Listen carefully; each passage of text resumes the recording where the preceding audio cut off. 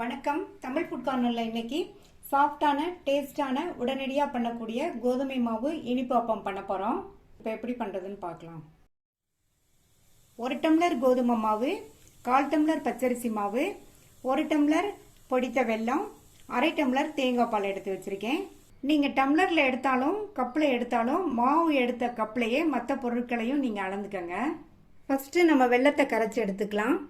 இந்த பேனில் எடுத்து வச்ச வெல்லத்தை சேர்த்துட்டு வெள்ளை எடுத்த டம்ளர்லேயே 3/4 டம்ளர் தண்ணியை இதில் சேர்த்துட்டு இந்த வெல்லத்தை நல்லா கரைய விட்டுறலாம்.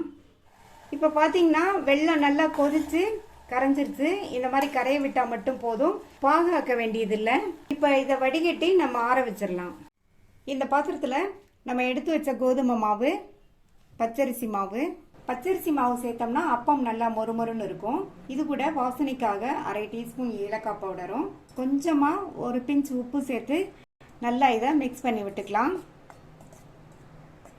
நல்லா கலந்து விட்டதுக்கு அப்புறமா இதில் காய்ச்சி வடிகட்டி ஆற வச்ச வெள்ளைக்கரைசலை சேர்த்துக்கலாம். வெள்ளைக்கரைசலை நல்லா ஆற வச்சு சேர்த்துக்கங்க. இப்போ இந்த வெள்ளைக்கரைசலை சேர்த்துட்டு நல்லா ஒரு தடவை மிக்ஸ் பண்ணி விட்டுறலாம். இந்த மாதிரி நல்லா கலந்து விட்டுட்டு நம்ம எடுத்து வச்ச தேங்காய் பால் இதில் சேர்த்துக்கலாம்.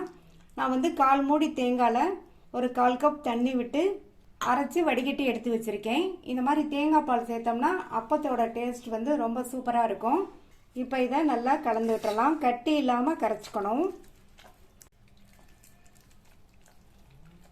இப்போ தேங்காய் பால் சேர்த்து நல்லா கலந்து விட்டாச்சு.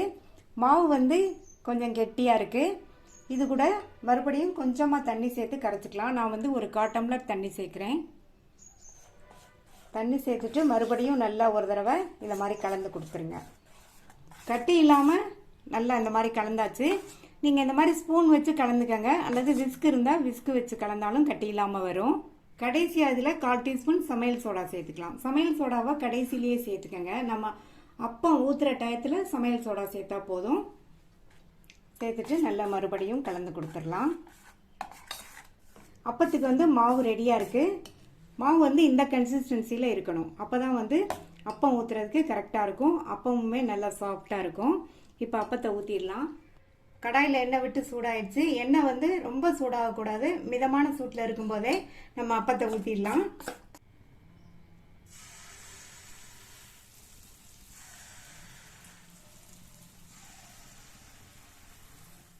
ஸ்டவ்வை மீடியம் ஃப்ளேமில் வச்சுக்கோங்க. உடனே திருப்பி விட வேண்டாம். கொஞ்சம் நேரம் ஆனதுக்கப்புறமா திருப்பி விட்டுக்கலாம். ஒவ்வொரு அப்பமாக திருப்பி போட்டுக்கலாம்.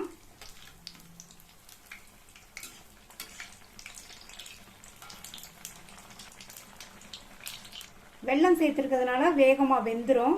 பரட்டி போட்டு அந்த சைடும் வெந்ததுக்கப்புறமா எடுத்துடலாம். அடிக்கடி பரட்டி போட வேண்டியதில்லை. இப்போ 2 சைடுமே அப்பம் வெந்துருச்சு, எடுத்துடலாம். உடனடியாக பண்ணக்கூடிய சாஃப்டான டேஸ்டான கோதுமை மாவு அப்பம் ரெடி ஆயிடுச்சு. மீதி உள்ளதையும் ஊற்றி எடுத்துடலாம்.